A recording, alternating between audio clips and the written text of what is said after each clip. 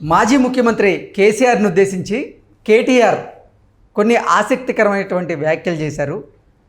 పులి బయటికి రాబోతోంది అంటూ కేసీఆర్ను ఉద్దేశించి కేటీఆర్ వ్యాఖ్యలు చేయగా, దానికి కౌంటర్గా రేవంత్ రెడ్డి పులి బయటికి వస్తే మా దగ్గర వలలున్నాయి, మా దగ్గర బోన్లు ఉన్నాయి, చెట్టుకి ఏలాడదీస్తాం, అలాగే బీఆర్ఎస్ పార్టీని 100 మీటర్ల గుంత దొవ్వి దాంట్లో బొంద పెడతాం అంటూ కూడా ఆయన రీకౌంటర్ చేయడం జరిగింది. అసలు కేటీఆర్ కౌంటర్కి రేవంత్ రెడ్డి రీకౌంటర్, అలాగే రేవంత్ రెడ్డి కౌంటర్కి కేటీఆర్ రీకౌంటర్ వెనక కారణం ఏంటి, తెర వెనక అసలు ఏం జరుగుతుంది అనే అంశాలకు సంబంధించి మనతో మాట్లాడేందుకు ప్రముఖ సీనియర్ జర్నలిస్ట్, ప్రముఖ రాజకీయ విశ్లేషకులు సిఎస్ రావు గారు మనతో ఉన్నారు. ఆయనతో మాట్లాడు.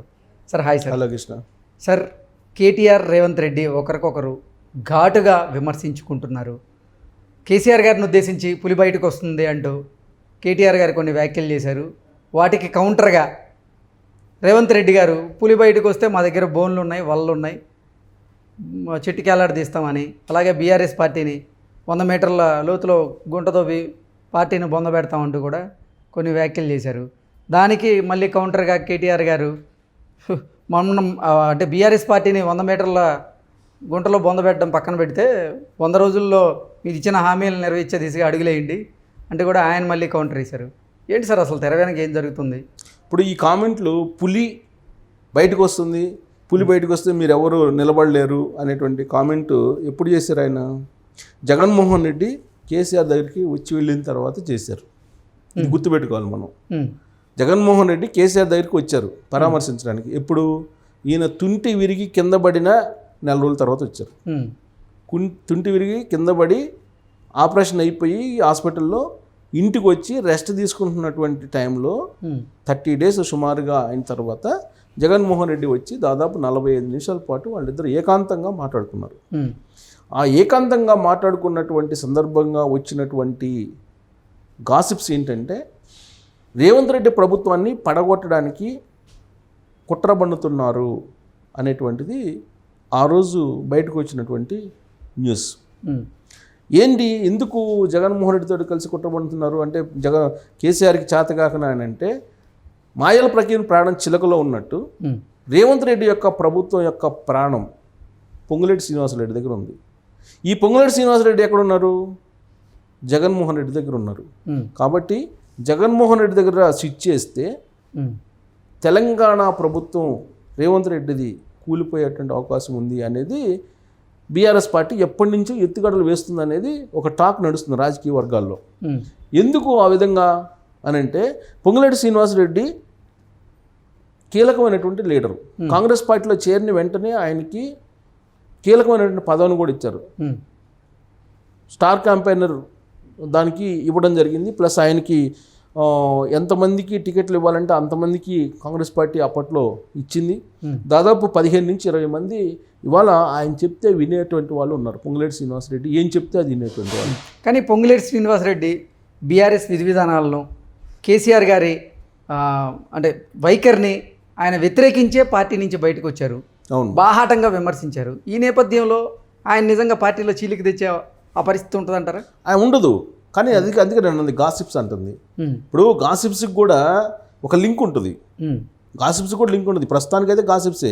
కానీ జగన్మోహన్ రెడ్డి కేసీఆర్ కలిసిన తర్వాత ఆ గాసిప్స్ కాదు, అది నిజం కాబోతుంది అనేది ఇప్పుడు సోషల్ మీడియాలో నడుస్తున్నటువంటి చర్చ కదా. ఓకే, ఇప్పుడు శ్రీనివాసరెడ్డి, పొంగులేటి శ్రీనివాసరెడ్డి ఆయన దగ్గర 20 మంది పక్కాగా ఆయన చెప్పినట్టు వినేటువంటి వాళ్ళు ఉన్నారు. ఇప్పుడు ఒకవేళ రేవంత్ రెడ్డి ప్రభుత్వాన్ని పడగొట్టాలంటే ఎటువైపు నుంచి పడగొట్టాలి? కేవలం పొంగులేటి శ్రీనివాసరెడ్డి వైపు నుంచి పడగొట్టాలి. పొంగులేటి శ్రీనివాసరెడ్డి పడగొడతాడా? ప్రస్తుతానికైతే ఆయనకు ఆలోచన ఉండకపోవచ్చు. కానీ రాజకీయాల్లో ఎప్పుడు ఒకే రకంగా పరిస్థితులు ఉండవుగా. పరిస్థితులు మారిపోతాయి. పరిస్థితులకు అనుగుణంగా రాజకీయ నాయకులు నడుస్తూ ఉంటారు. అలా నడవకపోతే రాజకీయంగా ఎదిగి రాలేరు, రాజకీయంగా కూడా ఉండలేరు. రాజకీయాల్లో శాశ్వత శత్రుత్వం ఉండదు, మిత్రత్వం కూడా ఉండదు. ఇంకోటి ఏంటంటే, జగన్మోహన్ రెడ్డి ఏ చెప్తే పొంగులేటి శ్రీనివాసరెడ్డి అది చేస్తారనేది వాళ్ళ గురించి తెలిసినటువంటి వాళ్ళు చెప్పేటువంటి మాట. ఓకే, సో జగన్మోహన్ రెడ్డి తెలియకుండా పొంగులేటి శ్రీనివాసరెడ్డి కాంగ్రెస్లో చేరలేదు, తెలిసే చేరాడు. ఓకే, ఎందుకనంటే ఖమ్మం జిల్లాలో పాలేరు నుంచి షర్మిల పోటీ చేయాలి వాస్తవంగా అప్పట్లో. కానీ పొంగులేటి శ్రీనివాసరెడ్డిని కాంగ్రెస్లో చేర్చిన తర్వాత ఆమె విరమించుకుంది. ఉమ్, పొంగులేటి శ్రీనివాసరెడ్డి కాంగ్రెస్లో చేరిన తర్వాతనే ఆమె వైఎస్ఆర్ తెలంగాణ పార్టీని కాంగ్రెస్ పార్టీలో విలీనం చేస్తామనేటువంటి ఒక ప్రచారం కూడా బయటకు వచ్చింది. అప్పటి వరకు లేదు. ఉమ్, పొంగులేటి శ్రీనివాసరెడ్డి కనుక కాంగ్రెస్లో చేరకపోతే వైఎస్ఆర్ తెలంగాణ పార్టీతోటి పోటీకి వెళ్ళిన వాళ్ళే. సో ఇవన్నీ కూడా తాడేపల్లి కోర్టులో జరుగుతున్నటువంటి కొన్ని అంశాలు ఇవన్నీ. సో ఇవి తెలంగాణలో రిఫ్లెక్ట్ అవుతాయి, ఉమ్, రిఫ్లెక్ట్ అయ్యే అవకాశాలు ఉన్నాయి. సో కాబట్టి వీళ్ళిద్దరు కలిసిన తర్వాత బీఆర్ఎస్ పార్టీకి ఒక ధైర్యం వచ్చింది. ఆ తర్వాత ఏం చేస్తున్నారు, చీత్తే ఊడిపోయి ముక్కు రేవంత్ రెడ్డి ప్రభుత్వం ఉమ్, ఎన్ని రోజులు నిలబడిద్ది, లోక్సభ ఎన్నికల తర్వాత అసలు ఉండదు ఆ పార్టీ, ఇలాంటి ప్రచారం చేశారు కదా. ఈవెన్ బీఆర్ఎస్ పార్టీ నుంచి ఆయన కడియం శ్రీహరి ఇలాంటి వాళ్ళు అన్నారు కదా, ఈక్వేషన్ చెప్పారు కదా. పైగా మొన్న రీసెంట్గా కేటీఆర్ ఏమన్నారు, ఇంకొక 8 స్థానాల్లో మేము కానీ గెలిస్తే కనుక స్వల్ప మెజార్టీతో ఓడిపోయాం, ఆ 8 స్థానాల్లో గెలిస్తే మేము హంగ్ ప్రభుత్వాన్ని ఏర్పాటు చేసినాం, సంకీర్ణ ప్రభుత్వాన్ని అని చెప్పారు కదా. ఉమ్, అంటే ప్రభుత్వాన్ని పడగొట్టడానికి నిమిషం ఆలోచిస్తున్నారు, వ్యూహాలు పండుతున్నారు అనేదానికి ఇలాంటి కామెంట్లని నిదర్శనంగా తీసుకోవచ్చు కదా. ఒకటి. రెండు, ఇది ఇలాంటి ప్రయత్నాలు చేస్తున్నారని చెప్పి నిఘా వర్గాల ద్వారా తెలుసుకున్నటువంటి రేవంత్ రెడ్డి మెదక్ నుంచి ఆపరేషన్ స్టార్ట్ చేశారు. 4 ఎమ్మెల్యేలు బీఆర్ఎస్ పార్టీ ఎమ్మెల్యేలు కలిశారు రేవంత్ రెడ్డిని, కలిశారు కదా. రాబోయేటువంటి రోజుల్లో మరింతమంది కలిసేటువంటి అవకాశం ఉంది. పైగా వాళ్ళు ఏం చెప్తున్నారు, ఇప్పుడు మేము 100 సార్లు కలుస్తాం, 1000 సార్లు కలుస్తాం రేవంత్ రెడ్డిని, పార్టీ మారుతున్నారని చెప్పి మీరు ప్రచారం చేసుకుంటే ఎట్టా అని చెప్పి వాళ్ళు కలిసిన వాళ్ళు చెప్తున్నారు. ఇంకొక స్టెప్ వేసి రఘునందన్ ఏం చెప్తున్నారు, బీజేపీ అసలు హరీష్ రావే పంపించాడు రేవంత్ రెడ్డి దగ్గరికి ఎమ్మెల్యేలని అని చెప్పి ఆయన చెప్తున్నారు. రాబోయే రోజుల్లో ఏకనాథ్ షిండే రాబోతున్నాడు అని చెప్పి ఆయన చెప్తున్నాడు. అందుకు హరీష్ రావే సహకరిస్తున్నాడు అని చెప్పి రఘునందన్ ఇంకొక యాంగిల్ బయటికి తీశారు. ఇలాంటి పరిస్థితుల్లో కేటీఆర్ ఏమంటున్నాడు, పులి బయటకు వస్తుంది, పులి బయటకు వస్తే మీరు ఎవరు తట్టుకోలేరు అని చెప్తున్నారు. పులి రేపు బయటకు వస్తుంది, రేపు ఫామ్ హౌస్కి వెళ్తుంది పులి. కేసీఆర్ ఫామ్ హౌస్కి వెళ్తున్నారు. ఫామ్ హౌస్కి వెళ్ళి లోక్సభ ఎన్నికలకు సంబంధించిన రివ్యూ మీటింగులు పెట్టుకుంటున్నారు. రివ్యూ మీటింగులకి రెడీ అవుతున్నారు ఆయన. ఆ తర్వాత మీటింగులు వాటన్నిటికి కూడా సన్నాహ సమావేశాలు ఇవన్నీ జరుగుతాయి, సాధారణంగానే జరుగుతాయి. ఆయన ఏదో మెదక్ నుంచి పోటీ చేయబోతున్నారు, ఇవన్నీ కూడా అనుకుంటున్నారు. ఆయన యాంగిల్ ఏంటి, ఇక్కడ అసెంబ్లీకి రాకుండా నేరుగా ఢిల్లీ వెళ్ళాలని అయితే ఆయన యాంగిల్. సో అసలు పార్టీని బీఆర్ఎస్ పార్టీ ఉంటుందా ఉండదా అనేది ఇంకొక యాంగిల్. అసలు బీఆర్ఎస్ పార్టీ ఉండదు, క్లోజ్ చేస్తారు. నరేంద్ర మోడీని కలిసిన తర్వాత రేవంత్ రెడ్డికి గ్రీన్ సిగ్నల్ ఇచ్చేశాడు కేసీఆర్ని క్లోజ్ చేయడానికి అని చెప్పి ఇంకొక ప్రచారం ఈ మధ్య నడిచింది. సరే, ఈ ప్రచారాలకి బలం చేకూరేలా కేటీఆర్ కామెంట్లు కానీ దానికి ప్రతిగా రేవంత్ రెడ్డి స్పందన కానీ ఉన్నాయి. పులి బయటకు వస్తుంది కాసుకోండి అని ఆయన అంటే, సరే రాని పులి వస్తే మా దగ్గర వల ఉంది, వలేసి చెట్టుకు కట్టేసి ఏలదేస్తాం, బొంద పెడతాం అని చెప్పి ఆయన అన్నాడు.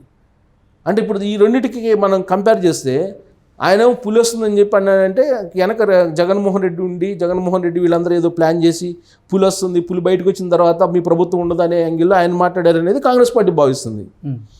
భావించి వాళ్ళు ఏం చేశారు, అసలు బీఆర్ఎస్ని బొందబెట్టే కార్యక్రమానికి తెరలేపి ఇప్పుడు 4 ఎమ్మెల్యేలని టచ్లో తీసుకున్నారు. మిగతా వాళ్ళు కూడా వచ్చేటువంటి అవకాశం ఉంది. ఆ యాంగిల్లో ఆయన ఉన్నాడు. అంటే ఇప్పుడు వాళ్ళ రెడీగా ఉంది, వేలాడ తీయడానికి రెడీగా ఉన్నాడు రేవంత్ రెడ్డి. ఇవన్నీ జరగాలంటే కనుక లోక్సభ ఎన్నికల వరకు ఈ ప్రతి కామెంట్లు ఇవన్నీ మనం వింటాం కూడా. రకరకాల కామెంట్లు వింటాం. ఇదే కాదు, ఇంకా చాలా కామెంట్లు మనం వింటాం. అయితే దీని అంతటికి కారణం ఏంటంటే జగన్మోహన్ రెడ్డి వ్యవహారం. జగన్మోహన్ రెడ్డి వేసేటువంటి స్టెప్స్ ప్రకారమే ఈ మొత్తం ఆధారపడి ఉంది. బీఆర్ఎస్ బతికి బట్టకట్టాలంటే జగన్మోహన్ రెడ్డి సహకారం అవసరం ఇక్కడ. అందుకే జగన్మోహన్ రెడ్డి బలం చూసుకుని జగన్మోహన్ రెడ్డి కలిసిన తర్వాతనే ఈ కామెంట్లు వస్తున్నాయి. ఎట్టోడైనా మట్టోడైనా మనోడే కావాలని ఆయన చెబుతున్నాడు, ఎవరు, కేటీఆర్. ఇంకొక వైపు జగన్మోహన్ రెడ్డి అండ కావాలని చెప్పి తెర వెనుక ప్రయత్నాలు చేస్తున్నారు. జగన్మోహన్ రెడ్డి అండ ఎందుకు, ఢిల్లీ నుంచి వయా తాడేపల్లి తెలంగాణ రాజకీయాలు నడవడానికి.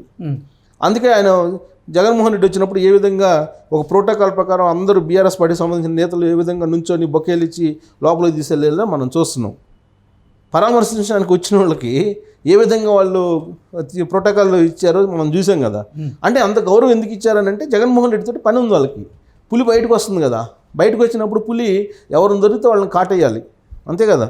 ఆకలితో ఉన్నటువంటి పులి ఏం చేసేది? కాటేయాలి. కాబట్టి ఇప్పుడు జగన్మోహన్ రెడ్డిని అడ్డు పెట్టుకుని ఏదో చేయాలనే ప్రయత్నం చేస్తున్నారనేది రేవంత్ రెడ్డి యొక్క అనుమానం. ఓకే. అందుకే రేవంత్ రెడ్డి కూడా అప్రమత్తం అయ్యి బీఆర్ఎస్ పార్టీని వాళ్ళతోటి ఏలదీయడానికి బొందబెట్టడానికి రెడీ అయ్యాడు ఆయన. అయితే ఇక్కడ ఒక ట్విస్ట్ ఏంటంటే రాబోయేటువంటి ఎన్నికల్లో జగన్మోహన్ రెడ్డి ఆంధ్రప్రదేశ్లో కనుక సీఎం అయితే రేవంత్ రెడ్డి ప్రభుత్వం దినదినగండం 100 ఏళ్ళ ఆయుష్ ఓకే అయ్యేటువంటి అవకాశం ఉంది. ఎందుకంటే అక్కడ కనుక మళ్ళీ సీఎం అయితే అక్కడి నుంచి మొత్తం ఆపరేషన్ కొనసాగుతుంది. కొనసాగినప్పుడు నిజంగానే అప్పుడు కేటీఆర్ అన్నట్టు పులి బయటకు వస్తుంది, పులి బయటకు వస్తే మీరు ఎవరు ఉండరని ఏదైతే అన్నారో అది నెరవేరేటువంటి అవకాశం ఉంది. లేదు అక్కడ కనుక తెలుగుదేశం పార్టీ వచ్చితే మాత్రం ఇక్కడ రేవంత్ రెడ్డి ఏదైతే బొంద పెడతారన్నాడు బీఆర్ఎస్ పార్టీ అది జరిగేటువంటి అవకాశం ఉంది. ఇంత లాజిక్ ఉంది. పులి, వల, బొంద ఈ లాజిక్ వెనక ఇంత రాజకీయం దాగి ఉంది వెనక. Okay okay sir, thank you so much. Thank you.